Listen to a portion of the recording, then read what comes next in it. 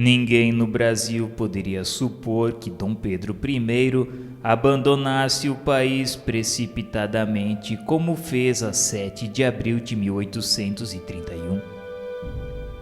As forças conservadoras desejavam somente que ele regenerasse o seu ambiente, afastando-se de determinadas influências políticas.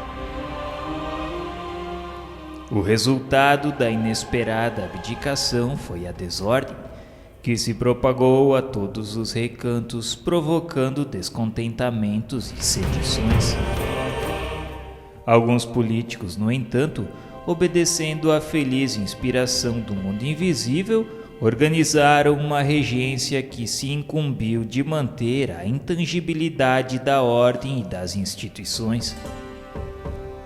Essa regência interina, com imensos sacrifícios, iniciou o seu trabalho de pacificação na Bahia, em Minas e em Pernambuco, onde inúmeros portugueses eram assassinados sob o pretexto de antigas desforras dos movimentos nativistas. Os distúrbios militares proliferavam em toda parte, exigindo a mais alta cota de sacrifícios e dedicações dos verdadeiros patriotas. O exército, desde os acontecimentos de 7 de abril, caracterizava suas atitudes pela revolta e pela indisciplina. O norte do país vivia sob o regime do sangue e da morte. O povo de Pernambuco, humilhado pelas incursões da soldadesca amotinada que lhe feriam os brios e as tradições, veio a campo, travando-se os mais fortes combates em que pereceram ou foram presos muitas centenas de indisciplinados. Esses protestos e esses exemplos, todavia, não conseguiram eliminar a luta persistente e pavorosa. A guerra civil continuou anos a fio à sombra das matas, estendendo-se ao Pará com o seu rastilho de miséria e de sangue. Muitos governadores foram barbaramente trucidados pela caravana sinistra da confusão e da desordem. Jamais a pátria do Evangelho atravessara tão perigosa situação sob o ponto de vista social e político. O partidarismo envenenava todos os ambientes com a vasa de suas paixões desenfreadas. E não fossem os mananciais do pensamento e da economia fixados por Ismael nas regiões do Rio de Janeiro, de São Paulo e Minas, que asseguraram a própria estabilidade nacional, talvez não pudesse o Brasil resistir ao elemento embrutecedor que suprimiria para sempre a sua unidade territorial. Depois de 4 anos de experimentações e lutas incessantes, a regência é entregue a um dos homens mais enérgicos e prudentes da época, o eclesiástico Diogo Antônio Feijó, que iniciou a sua obra de honestidade e de civismo sob a direção das falanges esclarecidas do infinito. O grande paulista, porém, não conseguiu permanecer muito tempo à frente do governo. Em 1835, rebentava o movimento republicano do Rio Grande do Sul, chefiado por Bento Gonçalves, que se propunha a organizar naquela província uma república separada do país. Esse movimento separatista iria consumir grande coeficiente das energias nacionais, porquanto só terminaria mais tarde sob a ação pacificadora do Segundo Reinado. Em 1836, funda-se o Partido Conservador com a aliança dos liberais e dos restauradores, caminhando a nação para o parlamentarismo. Feijó, porém, não se resignou com as providências levadas a efeito. A seu ver, não era possível governar eficientemente dentro de um regime que se lhe afigurava de excessiva liberdade. renunciou nobremente ao cargo, chamando ao poder Araújo Lima, que era nesse tempo a autoridade suprema das forças oposicionistas. Então, a imprensa brasileira já não contava com a palavra de concórdia e conciliação de Evaristo da Veiga, que depois de cumprir sua tarefa no país do Cruzeiro, regressara à pátria universal, incorporando-se às hostes esclarecidas do infinito. A imprensa hoje considerada como o sexto sentido dos povos e que naqueles tempos mal ensaiava os primeiros passos no Brasil, não podia, portanto, ser o órgão de esclarecimento geral da nação, e a luta prosseguiu ensanguentando o país ao longo de todas as suas fronteiras. A fusão dos objetivos de liberais e conservadores constituiu a base da opinião livre, que embelezou o regime parlamentar no segundo reinado, estruturando-se a Câmara sob o modelo das praxes e dos costumes ingleses.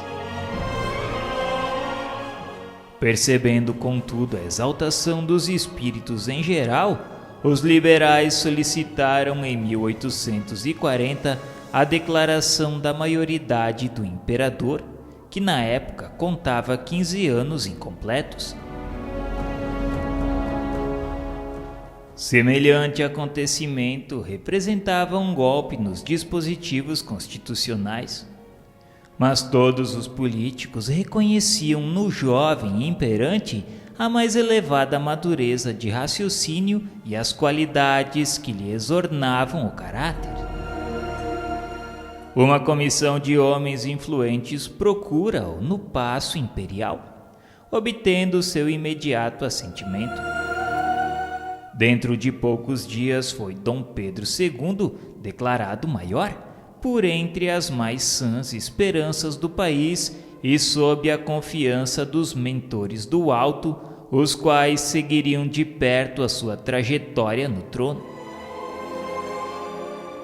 A regência ficava assinalada no tempo como uma das mais belas escolas de honradez e de energia do povo brasileiro.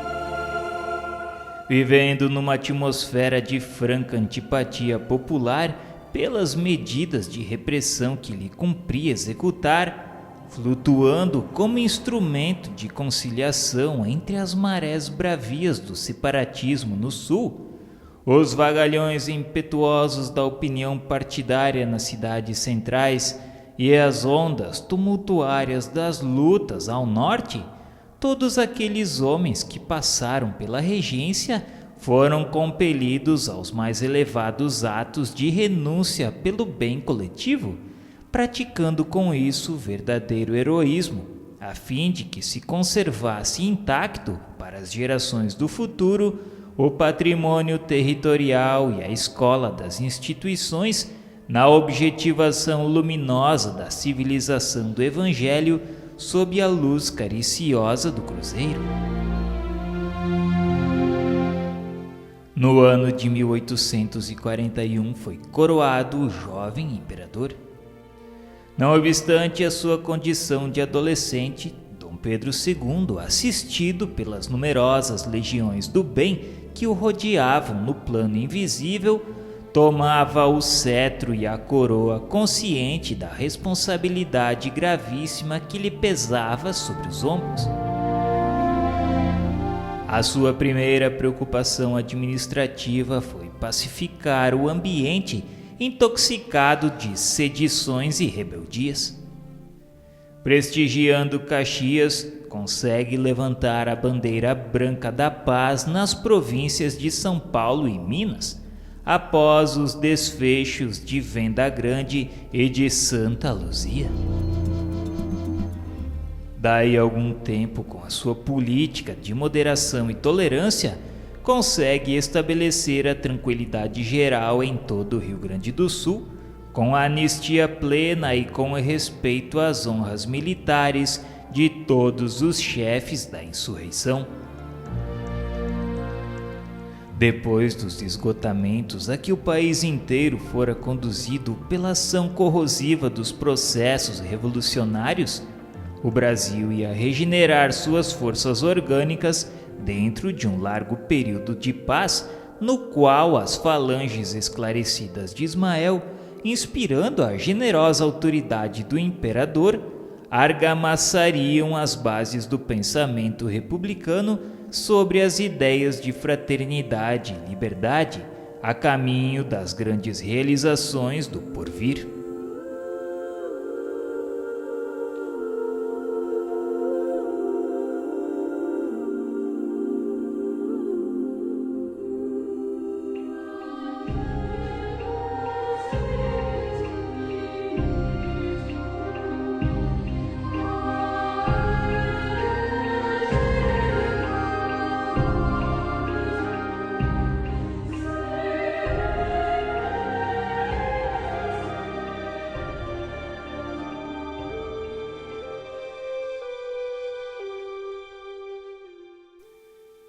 O segundo reinado, depois das angustiosas expectativas do período revolucionário, atravessava uma época de paz em que se consolidavam as suas conquistas no terreno da ordem e da liberdade.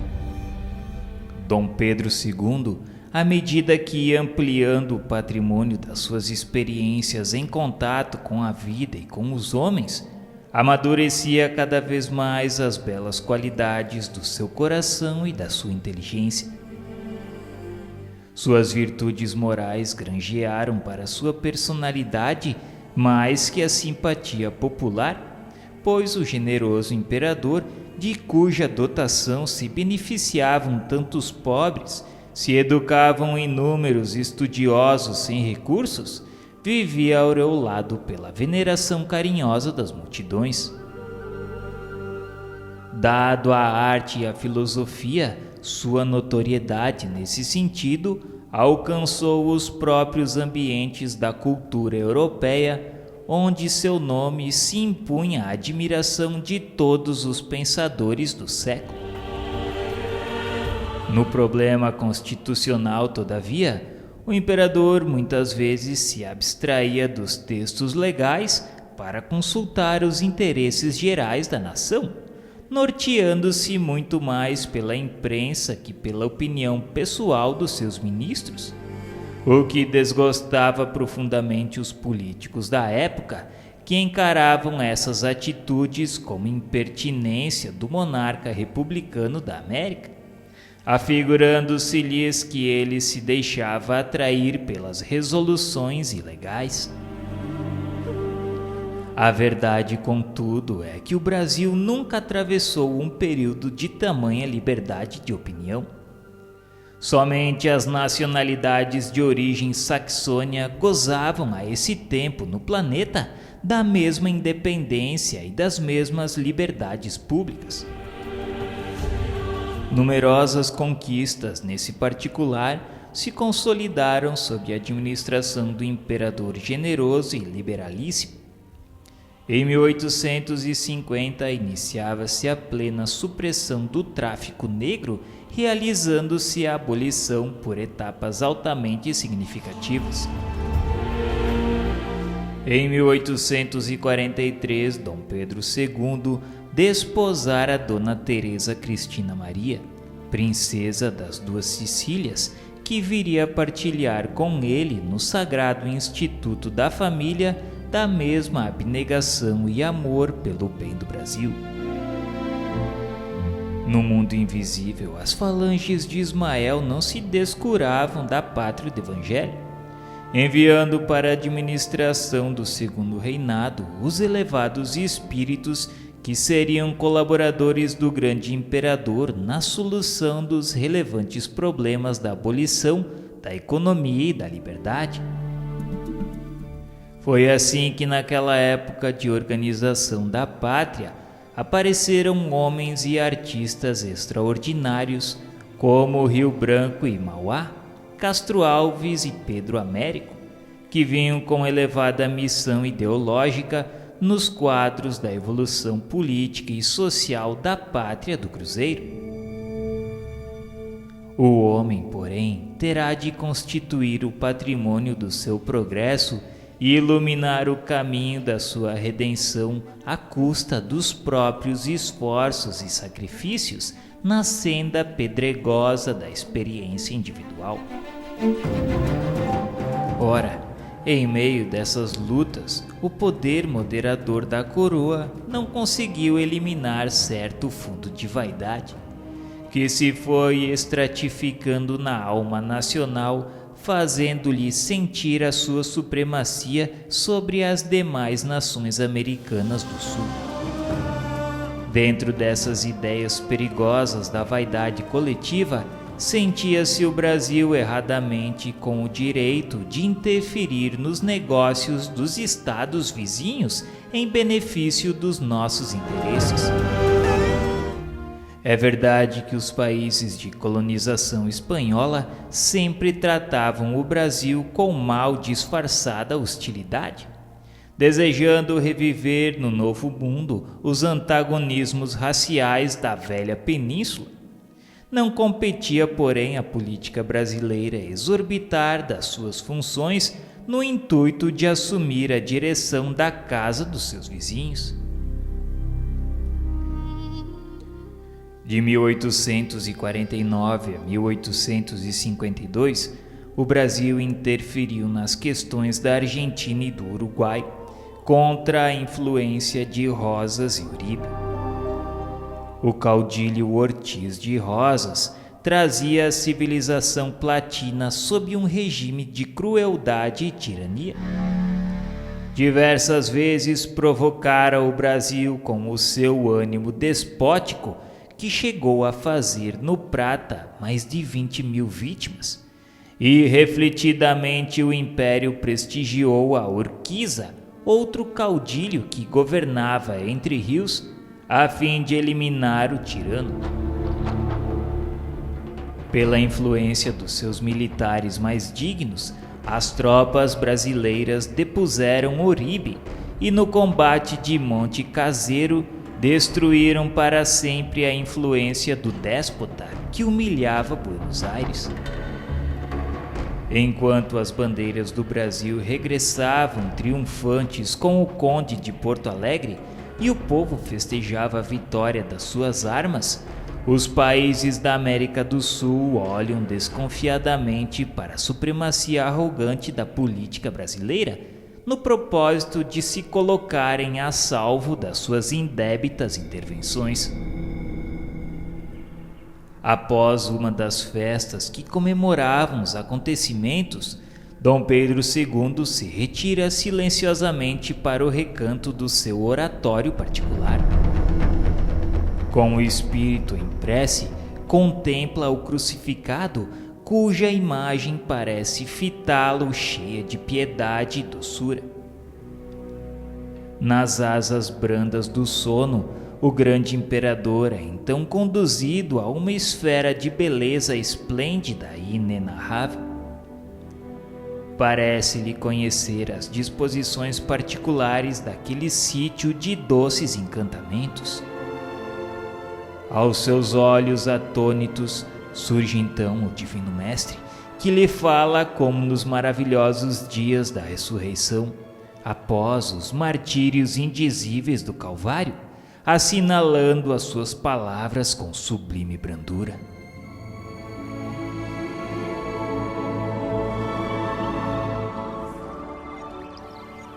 Pedro, guarda tua espada na bainha, pois quem com ferro fere, com ferro será ferido. A tua indecisão e a tua incerteza lançaram a pátria do Evangelho numa sinistra aventura. As nações, como os indivíduos, têm a sua missão determinada e não é justo sejam coagidas no terreno das suas liberdades. O lamentável precedente da invasão efetuada pelo Brasil no Uruguai terá dolorosa repercussão para a sua vida política. Não descanse sobre os louros da vitória, porque o céu está cheio de nuvens e deves fortificar o coração para as tempestades amargas que hão de vir. Auxiliarei a tua ação através dos mensageiros de Ismael, que se conservam vigilantes no desenvolvimento dos trabalhos sob a tua responsabilidade no país do Cruzeiro, mas que as tristes provações gerais em perspectiva sejam guardadas como lição inesquecível e como roteiro de experiência proveitosa para as tuas atividades no trono.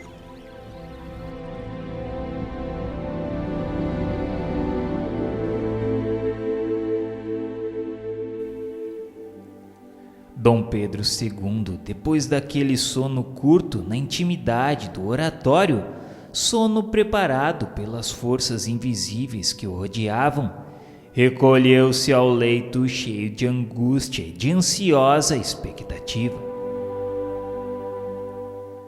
Os anos não tardaram a confirmar as advertências do Senhor, que é a luz misericordiosa do mundo. Em 1865, quando o Brasil procurava interferir novamente nos negócios do Uruguai, impondo a sua vontade em Montevidéu, o Paraguai se sentiu ameaçado na sua segurança e se declarou contra o Brasil, ferindo-se então a guerra que durou 5 longos anos de martírios e derrames de sangue fraterno. O Paraguai, como os outros países vizinhos, vivia reduzido à condição de feudo militar. A lei marcial imperava ali sistematicamente, e Solano Lopes não receou arrastar o seu povo àquela terrível aventura. Sua personalidade como político não era inferior à dos caudilhos do tempo, e grandes valores poderiam ser incorporados às suas tradições de chefe, muitas vezes apresentado como tirano cheio de crueldades nefandas, se os frequentes desastres das armas paraguaias e os triunfos do Brasil não acabassem por desorientá-lo inteiramente, levando-o a queimar o último cartucho da sua amargurada desesperação e a perder a posição nobre que a história indubitavelmente lhe reservaria. Aliando-se aos seus amigos da Argentina e do Uruguai, o Brasil afirmou com a vitória a sua soberania.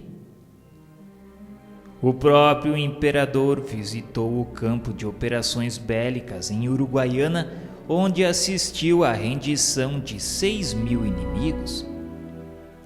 Os militares brasileiros ilustram o nome da sua terra em gloriosos feitos que ficaram inesquecíveis. Mas o país do Evangelho sempre foi contrário às glórias sanguinolentas. Estero Bélaco, Curupaiti Lomas Valentinas, Tuiuti, Curuzu, Itororó, Riachuelo e tantos outros teatros de lutas e de triunfo, em verdade, não passaram de etapas dolorosas de uma provação coletiva que o povo brasileiro jamais poderá esquecer. A realidade, entretanto, é que o Brasil retirou desse patrimônio de experiências os mais altos benefícios para sua política externa e para a sua vida organizada, sem exigir um vintém dos proventos de suas vitórias. A diplomacia brasileira encarou de mais perto o arbítrio inviolável dos países vizinhos, e uma nova tradição de respeito consolidou-se na administração da Terra do Cruzeiro. Nunca mais o Brasil praticou uma intervenção indevida, trazendo em testemunho da nossa afirmativa a primorosa organização da nacionalidade argentina, que apesar da inferioridade da sua posição territorial comparada com a extensão no Brasil, é hoje um dos países mais prósperos e um dos núcleos mais importantes da civilização americana em face do mundo.